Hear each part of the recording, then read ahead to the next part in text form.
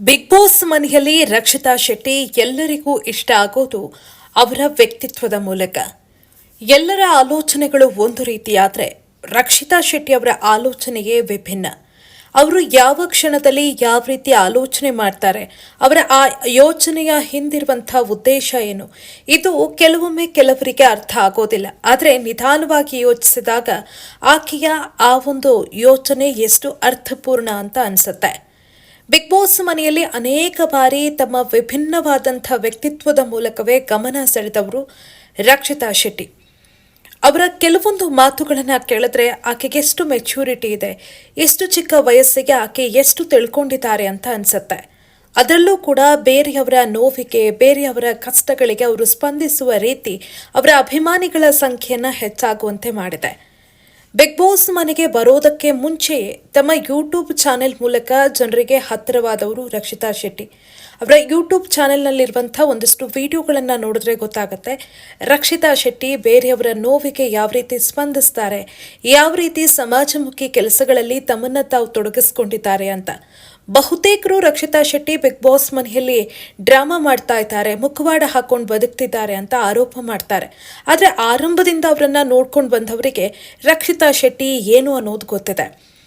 Big boss ಮನೆಯಲ್ಲಿ ರಕ್ಷಿತಾ ಶೆಟ್ಟಿ ಎಲ್ಲ ಸ್ಪರ್ಧಿಗಳ ಜೊತೆ ಚೆನ್ನಾಗಿದ್ದಾರೆ. ಹಾಗೆ ಎಲ್ಲ ಸ್ಪರ್ಧಿಗಳ ಜೊತೆ ಕೂಡ ಬೇರೆ ಬೇರೆ ಸಂದರ್ಭಗಳಲ್ಲಿ ಜಗಳ ಆಗಿದೆ. ಹಾಗಂತ ಆ ಜಗಳವನ್ನು ದ್ವೇಷವಾಗಿ ಸಾಧಿಸಿಕೊಂಡು ಹೋದವರೆಲ್ಲ ರಕ್ಷಿತಾ ಶೆಟ್ಟಿ. ಬಿಗ್ ಬಾಸ್ ಮನೆಯಲ್ಲಿ ಅತ್ಯಂತ ಹೆಚ್ಚು ರಕ್ಷಿತಾ ಶೆಟ್ಟಿಗೆ ಅವಮಾನ ಮಾಡಿದವರು ಅಶ್ವಿನಿ ಗೌಡ.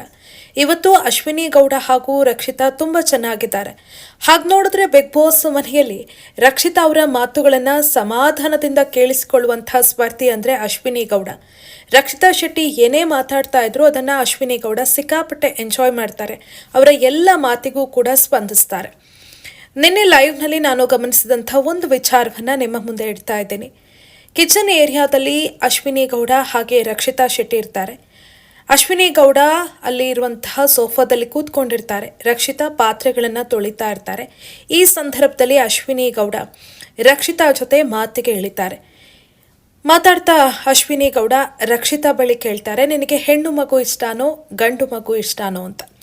ಅವಾಗ ರಕ್ಷಿತಾ ಹೇಳ್ತಾರೆ, ದೊಡ್ಡ ಅಜ್ಜಿಯಂದಿರು ಮಾತನಾಡಿದ ರೀತಿಯಲ್ಲಿ, ನನಗೆ ಅವಳಿ ಮಕ್ಕಳು ಅಂದರೆ ಇಷ್ಟ, ಆದರೆ ನನಗೆ ಒಂದೇ ಒಂದು ಮಗು ಸಾಕು ಅಂತ ಹೇಳ್ತಾರೆ.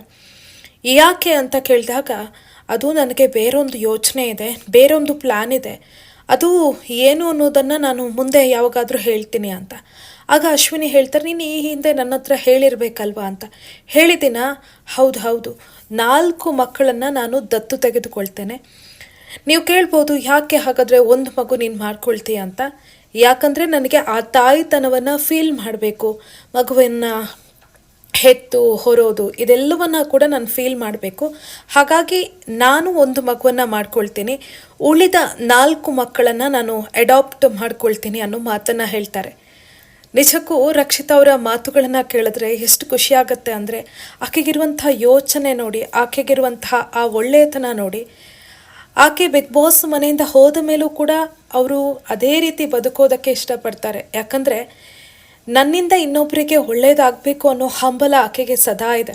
ಬಿಗ್ ಬಾಸ್ ಮನೆಯಲ್ಲಿ ಅನೇಕ ಸಂದರ್ಭದಲ್ಲಿ ಬೇರೆಯವರ ನೋವಿಗೆ ಅವರು ಸ್ಪಂದಿಸಿದಂಥ ರೀತಿ ನೋಡಿದ್ರೆ ಗೊತ್ತಾಗತ್ತೆ ಅವರ ಮನಸ್ಸು ಎಷ್ಟು ಪರಿಶುದ್ಧವಾಗಿದೆ ಅಂತ.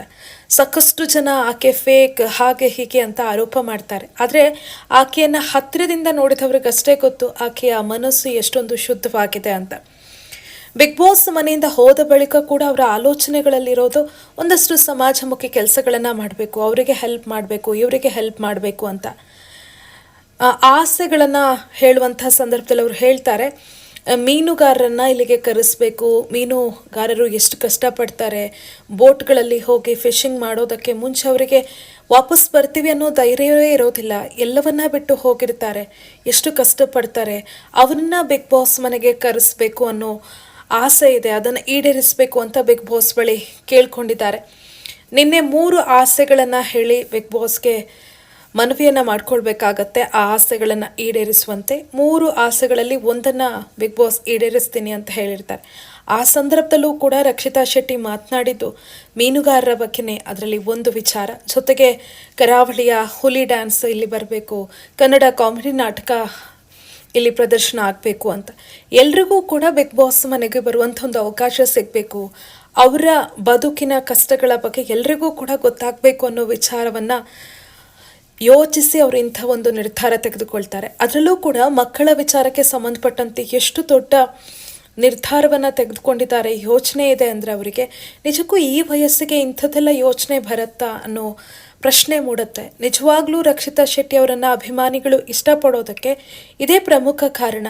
ಅವರ ಯೋಚನಾ ಶೈಲಿ, ಅವರಲ್ಲಿರುವಂಥ ಒಳ್ಳೆಯತನ, ತನ್ನಿಂದ ಇನ್ನೊಬ್ಬರಿಗೆ ಸದಾ ಏನಾದರೂ ಒಳ್ಳೆಯದಾಗಬೇಕು ಅನ್ನೋ ಮಾತನ್ನು ಅವರು ಯಾವಾಗಲೂ ಕೂಡ ಹೇಳ್ತಾ ಇರ್ತಾರೆ. ಅದೇ ಕಾರಣಕ್ಕೆ ಅವರು ಎಲ್ರಿಗೂ ಕೂಡ ಇಷ್ಟ ಆಗ್ತಾರೆ. ಇನ್ನೊಂದು ಮಾತನ್ನು ಅವರು ಇದೇ ಸಂದರ್ಭದಲ್ಲಿ ಹೇಳ್ತಾರೆ, ನನಗೆ ನಮ್ಮ ಅಪ್ಪನ ದುಡ್ಡಲ್ಲಿ ಮದುವೆ ಆಗೋದು ಇಷ್ಟ ಇಲ್ಲ. ಯಾಕಂದರೆ ನಮ್ಮ ಅಪ್ಪ ತುಂಬ ಸೇವಿಂಗ್ಸ್ ಮಾಡಿಟ್ಟಿಲ್ಲ. ನನಗಿರೋದು ನಾನು ದುಡಿದು ಅದೇ ದುಡ್ಡಲ್ಲಿ ನಾನು ಮದುವೆ ಆಗಬೇಕು. ಅಪ್ಪನಿಗೆ ಯಾವತ್ತೂ ಕೂಡ ನಾವು ಭಾರ ಆಗಬಾರ್ದು ಅಂತ. ಅದೇ ಉದ್ದೇಶದಿಂದ ಅವರು ಮುಂಬೈನಲ್ಲಿ ತಮ್ಮದೇ ಆದಂಥ ಒಂದು ಫ್ಲ್ಯಾಟನ್ನು ಖರೀದಿ ಮಾಡಿದ್ದಾರೆ. ಅಪ್ಪ ಅಮ್ಮನ ಕಷ್ಟಕ್ಕೆ ನಾವು ಹೆಗಲಾಗಬೇಕೇ ಹೊರತು ಅವರಿಂದ ನಮಗೆ ಒಂದಷ್ಟು ಲಾಭ ಆಗಬೇಕು ಅಥವಾ ಅವರೇ ನಮ್ಮನ್ನು ಫುಲ್ ಜವಾಬ್ದಾರಿಯನ್ನು ವಹಿಸ್ಕೊಳ್ಬೇಕು ಅನ್ನೋದು ರಕ್ಷಿತಾ ಅವರಿಗೆ ಇಲ್ಲ. ಅಂಥದ್ದೊಂದು ಆಗಬಾರ್ದು ಅನ್ನೋ ಕಾರಣಕ್ಕೆ ಚಿಕ್ಕ ವಯಸ್ಸಿಗೆ ದೊಡ್ಡ ದೊಡ್ಡ ಜವಾಬ್ದಾರಿಗಳನ್ನು ಅವರು ಹೊತ್ಕೊಂಡಿದ್ದಾರೆ. ಅದರಲ್ಲೂ ಕೂಡ ಮದುವೆ ವಿಚಾರಕ್ಕೆ ಸಂಬಂಧಪಟ್ಟಂತೆ ಅವರು ಅಶ್ವಿನಿ ಅವರಲ್ಲಿ ಮಾತಾಡ್ತಾ ಇರುವಂಥ ಸಂದರ್ಭದಲ್ಲಿ ನಿಜಕ್ಕೂ ಆಕೆಗಿರುವಂಥ ಮೆಚೂರಿಟಿ ಎಂಥದ್ದು ಅನ್ನೋದು ಗೊತ್ತಾಗುತ್ತೆ. ಇನ್ನು ಪಡುಬಿದ್ರೆಯಲ್ಲಿ ಅವರ ಅಜ್ಜಿ ಮನೆಯಲ್ಲಿ ಸಂಪೂರ್ಣವಾಗಿ ಅಜ್ಜಿಯ ಜವಾಬ್ದಾರಿಯನ್ನು ವಹಿಸ್ಕೊಂಡಿದ್ದಾರೆ. ಅಜ್ಜಿಗೆ ಕಷ್ಟ ಆಗುತ್ತೆ ಅನ್ನೋ ಕಾರಣಕ್ಕೆ ಅವರಿಗೆ ಬಾಡಿಗೆ ಮನೆಯಲ್ಲಿ ಇರಿಸಿದ್ದಾರೆ. ಅಲ್ಲಿ ಅವರ ಎಲ್ಲ ಖರ್ಚು ವೆಚ್ಚಗಳನ್ನು ರಕ್ಷಿತಾ ಅವರೇ ನೋಡ್ಕೊಳ್ತಾರೆ. ಇನ್ನು ಅಜ್ಜಿಯ ಹಳೆ ಮನೆ ರಿಪೇರಿ ಆಗ್ತಾ ಇದೆ, ಅದನ್ನೂ ಕೂಡ ರಕ್ಷಿತಾ ಅವರೇ ನೋಡ್ಕೊಳ್ತಾ ಇದ್ದಾರೆ. ಅಜ್ಜಿಗೂ ಕೂಡ ಅವ್ರ ಬಗ್ಗೆ ಎಷ್ಟು ಹೆಮ್ಮೆ ಇದೆ ಅನ್ನೋದು ಅಲ್ಲೇ ಗೊತ್ತಾಗುತ್ತೆ. ಇಷ್ಟು ಚಿಕ್ಕ ವಯಸ್ಸಿಗೆ ಅಷ್ಟೆಲ್ಲ ಜವಾಬ್ದಾರಿಗಳನ್ನು ಹೊತ್ಕೊಳ್ಳೋದು ಸಾಮಾನ್ಯವಾದಂಥ ವಿಚಾರ ಅಲ್ಲ. ಅದರಲ್ಲೂ ಕೂಡ ಬಿಗ್ ಬಾಸ್ ಮನೆಗೆ ಬಂದರೂ ಕೂಡ ಇನ್ನೂ ಕೂಡ ನನ್ನಿಂದ ಬೇರೆಯವರಿಗೆ ಒಳ್ಳೆಯದೇ ಆಗಬೇಕು ಅಂತ ರಕ್ಷಿತಾ ಶೆಟ್ಟಿ ಬಯಸೋದೇ ಅವರ ಅಭಿಮಾನಿಗಳಿಗೆ ಇಷ್ಟ ಆಗುವಂಥ ಗುಣ. ಅದರಲ್ಲೂ ಕೂಡ ಅಶ್ವಿನಿ ಜೊತೆ ಸಾಕಷ್ಟು ವಿಚಾರಗಳ ಬಗ್ಗೆ ಈಗಾಗಲೇ ಮಾತನಾಡಿದ್ದಾರೆ. ಅಪ್ಪನನ್ನು ನಾನು ಯಾವತ್ತೂ ಕೂಡ ಹತ್ತಿರದಿಂದ ಮಾತಾಡಿಸಿಲ್ಲ, ನಮ್ಮ ಮಧ್ಯೆ ಏನೋ ಒಂಥರ ಅಂತರ ಇದೆ, ಆ ಅಂತರ ಹೋಗಲಾಡಿಸ್ಬೇಕು, ಅಪ್ಪನನ್ನು ಚೆನ್ನಾಗಿ ನೋಡ್ಕೊಳ್ಬೇಕು, ಅಮ್ಮನನ್ನು ಚೆನ್ನಾಗಿ ನೋಡಬೇಕು. ಅವ್ರು ಯಾವತ್ತೂ ಕೂಡ ನಮಗೆ ಯಾವುದನ್ನು ಕೂಡ ಕಮ್ಮಿ ಮಾಡಿಲ್ಲ, ಹಾಗಾಗಿ ಅವರಿಗೂ ಕೂಡ ಯಾವುದೇ ರೀತಿಯಲ್ಲಿ ಯಾವುದೂ ಕೂಡ ಕಮ್ಮಿ ಆಗಬಾರ್ದು ಅನ್ನೋದು ನನ್ನ ಆಸೆ ಅನ್ನೋ ಮಾತನ್ನು ಹೇಳಿದ್ದಾರೆ. ರಕ್ಷಿತಾ ಶೆಟ್ಟಿ ಯಾಕೆ ವಿಭಿನ್ನ, ಯಾಕೆ ರಕ್ಷಿತಾ ಶೆಟ್ಟಿ ಫಿನಾಲೆಗೆ ಬರಬೇಕು, ಟ್ರೋಫಿ ಗೆಲ್ಲಬೇಕು ಅಂತ ಅವರ ಅಭಿಮಾನಿಗಳು ಬಯಸ್ತಾರೆ ಅಂದರೆ ಅವರಲ್ಲಿರುವಂಥ ಅದೇ ಒಳ್ಳೆಯತನ. ನೋಡೋಣ, ಇನ್ನು ಕೆಲವೇ ದಿನಗಳಲ್ಲಿ ಈ ಎಲ್ಲ ಕಾತುರಗಳಿಗೆ ತೆರೆ ಬೀಳುತ್ತೆ. ರಕ್ಷಿತಾ ಶೆಟ್ಟಿ ಟ್ರೋಫಿ ಹಿಡ್ಕೊಂಡು ಬರಲಿ ಅನ್ನೋದು ಕರಾವಳಿ ಮಂದಿಯ ಆಸೆ. ಆ ಆಸೆ ಈಡೇರಲಿ ಅನ್ನೋದು ಎಲ್ಲರ ಹಾರೈಕೆ. ಏನಾಗುತ್ತೆ ಕಾದು ನೋಡೋಣ.